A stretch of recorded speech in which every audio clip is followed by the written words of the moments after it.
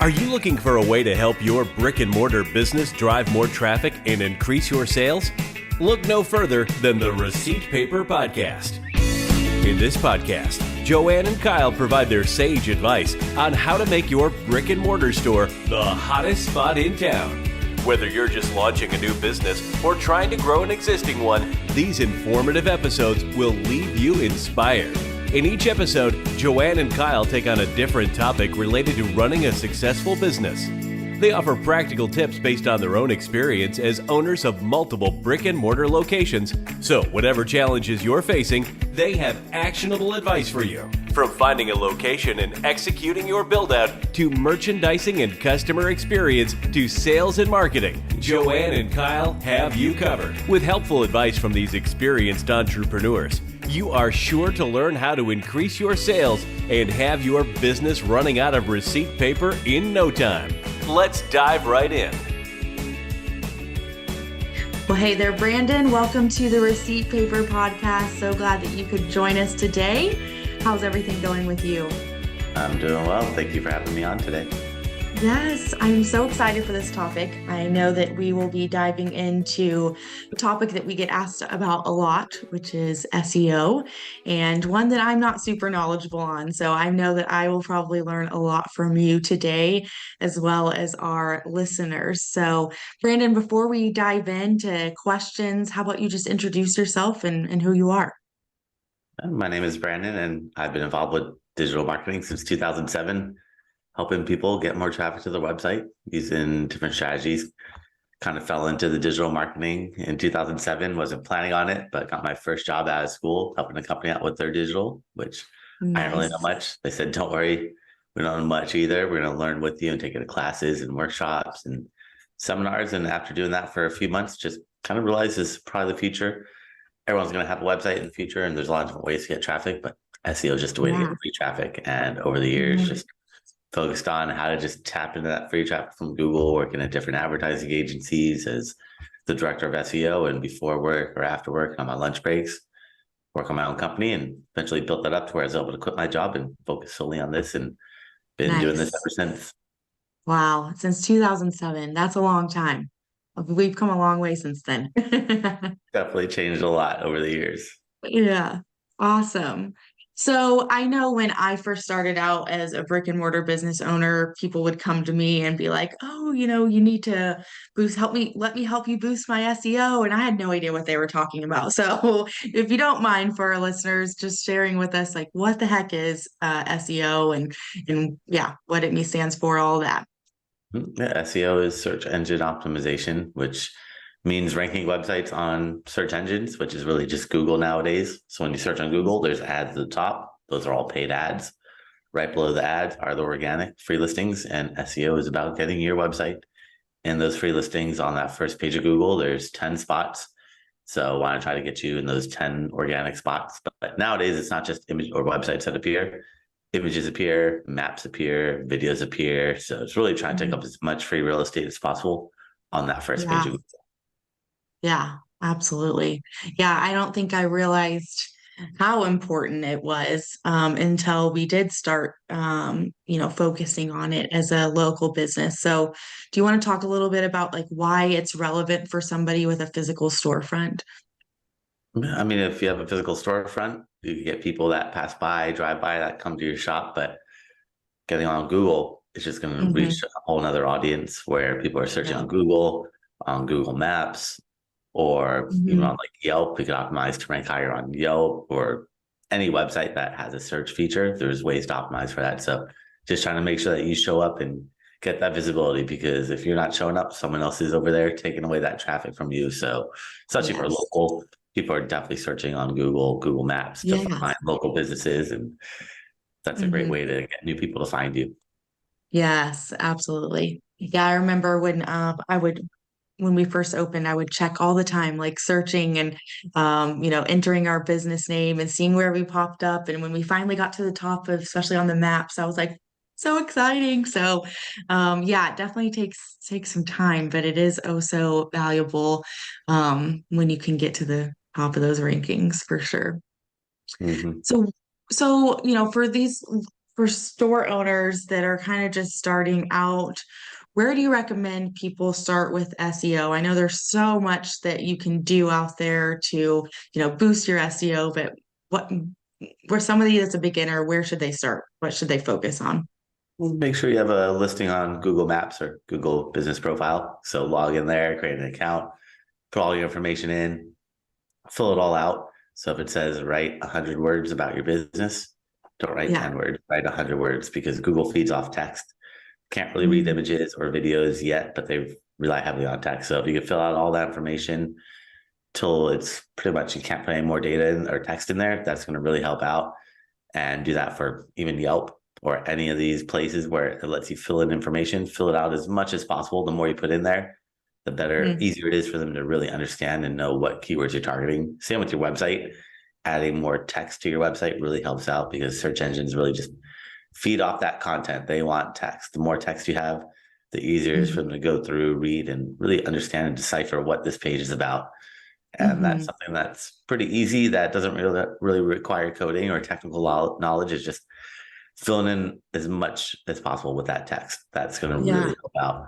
That's such a big part of SEO that a lot of people realize that search engines can't really read images or videos. What they can read is the file name. So if you have images, the file name should be named something descriptive.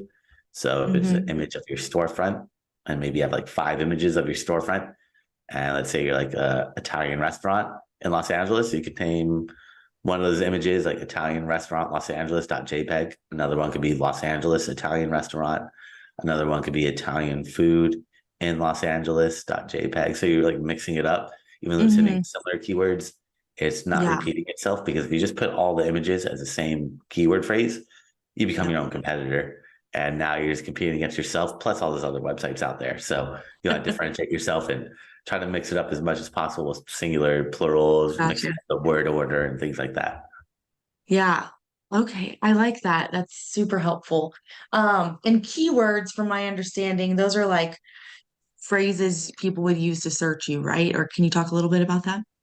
A keyword is whatever somebody puts into the search engine. So if it's 1 word or 5 words or 20 words, it's all a keyword. So whatever someone puts in there, that's technically the keyword that they're searching. The longer the keyword, the less people are going to be using it, but the more intent behind that keyword. So if you're like a restaurant, you want to rank for restaurants, but there's no intent behind that. Like someone searching for restaurants, they don't know what they want. They're just browsing around. They might even want to open a restaurant. Doesn't mean they want to get food. So restaurants is going to get a lot of searches, but if you're that Italian restaurant, a lot of those people are going to hit that back button saying, nope, I wasn't looking for an Italian restaurant. Versus Italian restaurants, it's going to get a little bit less searches. Still very broad in general. Doesn't really mean much. Italian restaurants, they could just be what is Italian food, or where. It doesn't mean they want to buy or eat out at a restaurant, but someone's searching for like Italian restaurants near me, a little bit longer, buyer intent. They're looking for a restaurant near me. So less people are going to be using that keyword, but there's more intent behind it. So it's called long tail keywords that are 2 or more words. You want to focus on those. You don't want to focus on the really broad generic keywords that get 1 or 2 word keywords, because they're just so generic and hyper competitive, and it's going to take a long time to get up there. But if you focus on the long tail keywords, those are more realistic and obtainable in a faster, shorter time frame. Yeah. And I would assume on the other end, you don't want to be too detailed, like gluten-free, kid-friendly Italian restaurant, right? Or do you? No, that's also kind of good too, because then it becomes hyper targeted, that maybe only 20 people might be searching for that keyword every single month, but those 20 people, they know exactly what they want. They want gluten-free, kid-friendly Italian. So it's very, very specific. And even though it's really, really narrowed down, it's really, really relevant to what you're doing, and it's going to get you targeted people in there. So don't always go for those high search volume keywords, because it's not always going to be the best. Sometimes those lower search volume keywords are going to be much more better performing and get you up there a lot quicker. Yeah. So you talked about, adding text to your web page, the file names on your images. What else can people do to kind of move up in their rankings? For a local business, you want to take that Google map and put it on your website. So when you go on, create a Google map, if on your business profile, it'll say share this map, and it'll say share it to like Facebook or share it with a friend, but it'll also say embed. And it'll give you this little embed code that you can take that code and put it on your website. And that really helps out, is putting that code or putting the map on your website. Also, I would make sure that you have your address, like maybe on the footer of your website, with your business name, address, and phone number. That also helps out to show Google that this is who you are. But the biggest thing for local is getting other third-party websites to list you.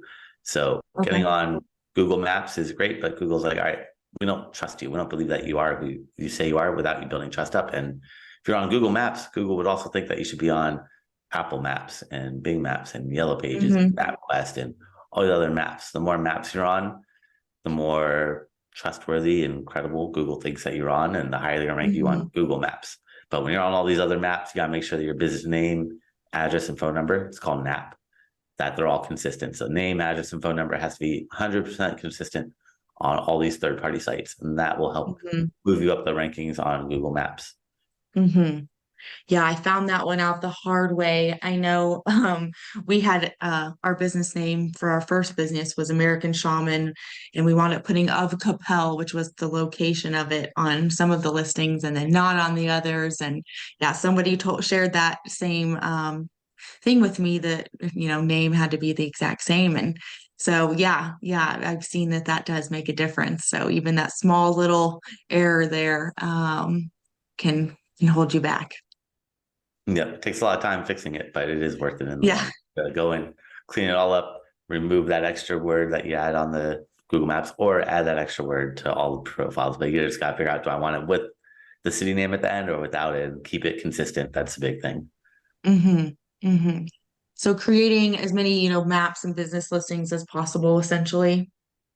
Yeah, that are relevant. I mean, you don't have to go crazy and create millions of them, but going for the bigger ones nowadays, it's all about quality, not quantity. So going after the quality ones like MapQuest, and even though it's still around, MapQuest, Yellow Pages, stuff like that, that has some trust and some credibility to Google. Yeah. I didn't even know MapQuest was still utilized. I'll have to look into that one. I definitely, Yelp and all the others, but yeah, that's funny. It's still around, and it still helps out a little bit for SEO. It's not as popular as it used to be, but it's still a trusted website that it would be good to get your listing in there. Nice. Awesome. Love it. Great insight. What else? Anything else that, you would say to a business owner that they should be considering when it comes to SEO? I would just make sure that their website looks good on all devices as well. So double checking to make sure it looks good on mobile, desktop, but also looking at all the different phones, because your screen is different sizes. So sometimes it'll show more, sometimes it'll show less text. So you want to make sure it looks good on the iPhone 7 versus a 12 versus a 14, 15. It's all going to look different. Same as like if you're on Chrome or Firefox or Internet Explorer or Safari, whatever browser you're on, it's also going to change how your website looks. So I really test it out on all platforms, make sure it looks good, it loads quickly. Also, a lot of people use like Dark Reader nowadays, which sometimes makes your website look weird when it's on Dark Reader. So I would double check to make sure it doesn't look all messed up, and it's easy to just really find what you're looking for on that page and not get lost in the weeds and not have too much text, but have that balance where you have enough text to make the search engines happy, but not too much where people are going to be like, this is way too much content, I'm not going to read all this text. Maybe having some like images or videos at the top of your page to make it easier, or some bullet points that quickly let people know what's in it for them by using your product or service or whatever you're promoting. Love it. That's great. Now, talk to me about like Google Ads. Is that worth it for business owners that are new, that are maybe trying to, make sure that they're at the top of the charts when people are searching them? How can they leverage Google Ads if they're new? Well, if you have a budget for it and want to try the ads, SEO takes time. So a lot of people are just like, all right, what's going on? 6 months later, I'm not ranking, and it takes time to build trust up with Google to get them to rank you in the organic, the free listings with SEO. But the paid ads is where you can just get that immediate traction, where you spend money, Google's going to put you to the top and you'll get traction right away. So it's not a bad idea to run some paid ads in the meantime while you're waiting for SEO to kick in, and just kind of play around and see what works, what doesn't work. And it's all about trial and error with the ads. It's kind of throwing everything against the wall, seeing what sticks, pushing more money to that, pulling money away from what's not working, and continuously Mhm. optimizing and testing. And maybe you see like males 30 to 35 are clicking, but they're not calling, cut them out. Or maybe males 40 to 45, they're clicking and they're coming into your restaurant, push more money into that segment. But it's all about just testing. And then once you find what works, test against that and keep testing until you can't test anymore. Just refining Yeah. keywords, landing pages, audiences, and really trying out like Google ads. You could do a lot with search ads, banner ads. You could do YouTube ads. You could do Gmail with Google. So it's a lot you can play around with and test and see what works and hit that sweet spot. Hmm. Yeah.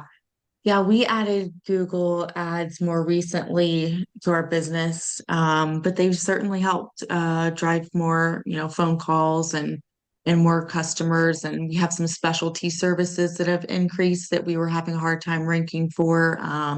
So yeah, definitely valuable, I'd say. But yeah, as you're talking about the testing and all of that, we outsourced that to someone else, and because that's a lot. I definitely don't know. Wouldn't know where to start with all of that. If somebody's new to Google Ads, do you have any advice on where they should start? I would just start with it all pretty much. Just try out the search ads, which are the text ads, try out some banner ads. If you have a video, try out that YouTube video ad and just see which one is going to work best, because it's not really just one size fits all. Every business, and it's always going to be a little bit different. Even if we're both selling the same product, my ads might be a little bit different than yours on ways to reach our audience and resonate with them and speak to them in a way that, in a story that makes sense. And Mm, really just play around with it, trial and error, because you never know what's going to work until you test it out. So with the ads, the more budget that you have, the bigger the budget at the beginning, the more you could test, and then you could scale back later on once you figure out half these people are irrelevant. Let me cut them out and let me just focus in on the sweet spot where I know these are the people that are actually going to convert, and that's going to save you money in the long run. mm. Yeah, absolutely. Very insightful. So, I know like we used to have people, it's a little less nowadays, or maybe they're just going to my spam folder now, but we had people reach out all the time trying to sell us on, helping with our SEO and getting us backlinks and all of that. What do you recommend if people are reaching out to these owners? What should they do to vet them out? Is it something that they should just learn and do on their own?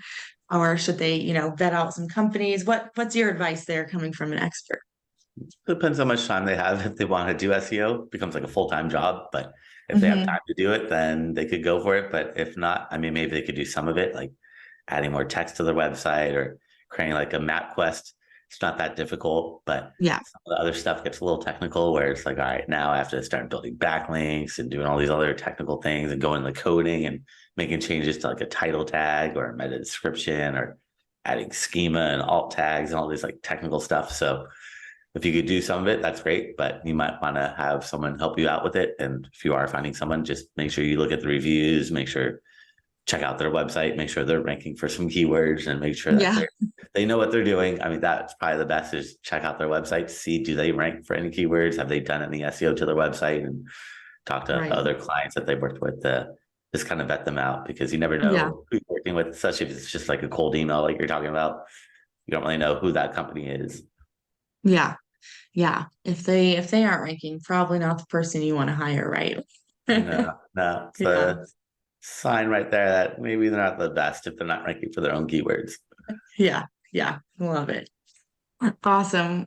Well, Brandon, what are some other trends that you're seeing out there in digital marketing that are working well? I would say, well, the AI, I don't know if it's working well, but that's really taken off over the Yeah. past couple, like almost the past year now. It's that AI just really taken over, and people are using it to help create content, which it's not really the best since AI content is not accurate, but there are ways you can help it create like blog topics, or maybe get stuck on like a caption for a social media post. You could say, can you write me 10 captions for this? And you could pick the best one, but I wouldn't rely solely on it, but it is a great tool to just help you become more efficient and just save you some time. But it's a tool. It's all about how you use that tool, and don't just rely solely on it, because it is not there yet. Maybe like 5 years, Yeah. once more people use it, it becomes more accurate. We could definitely rely heavily on it. But right now, It just gives you incorrect information too often. And if it doesn't know the answer, it's going to make it up. It's not going to tell you that it's making it up either, which is kind of strange. It Mm, should tell you that it's making it up, but it doesn't tell you that. And that's good to people just, know. Yeah. yeah, and people believe whatever they read online. So you don't want to put out incorrect information just because AI told you this is what it is, and it's not Right. always going to be accurate. Yeah. Yeah. Yeah. I feel like it should have a disclaimer there. I might have to go back and check some of the things I looked up through AI tools. So Yeah. neat. Yep. You never Yeah. know, AI. unfortunately. Yeah, You're but it is definitely taking hearing about over. it everywhere. Yeah. What about blogging? So is blogging something that people should be doing too? I remember like 5 years ago, people were talking about that a lot. Like you want to be blogging to increase your SEO, like that's a big thing. Is that still relevant? Yeah, I would still blog on your website once a month just to keep your blog updated. The more content Hmm. you have, the better the search engine is going to be able to read and understand what that website's about. But also, the more pages you have, allows you to target more new keywords. So if you're that Hmm. Italian restaurant, like you said earlier, maybe you want to rank Hmm. for like gluten-free, children-friendly Italian restaurant, but you don't want to have a page about that on your website Yeah. necessarily.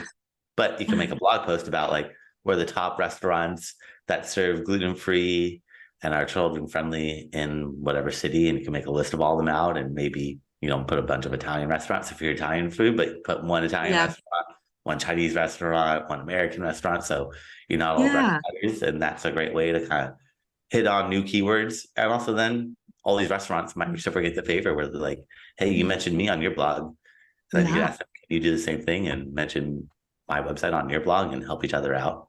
There you go. I like that strategy. I love that. And I like that you said 1 month, like well, once a month, because I feel like that's very doable.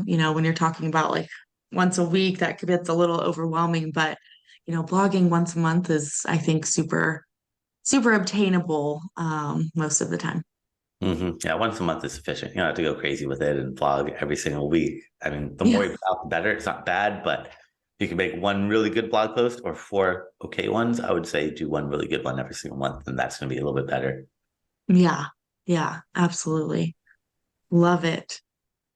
Anything else? What else is going on in the digital marketing world that people should be paying attention to?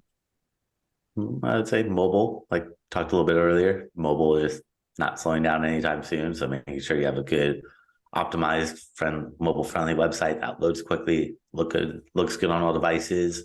That's where you got to test and make sure you look and check out your website, all these platforms.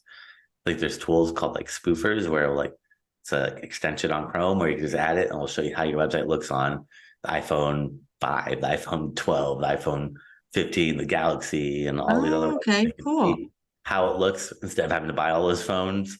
You Yeah. can just do that and test it all out just to make sure because all the screens are going to be different. And Yeah. sometimes important information is going to get cut off or it might not show on properly on these platforms.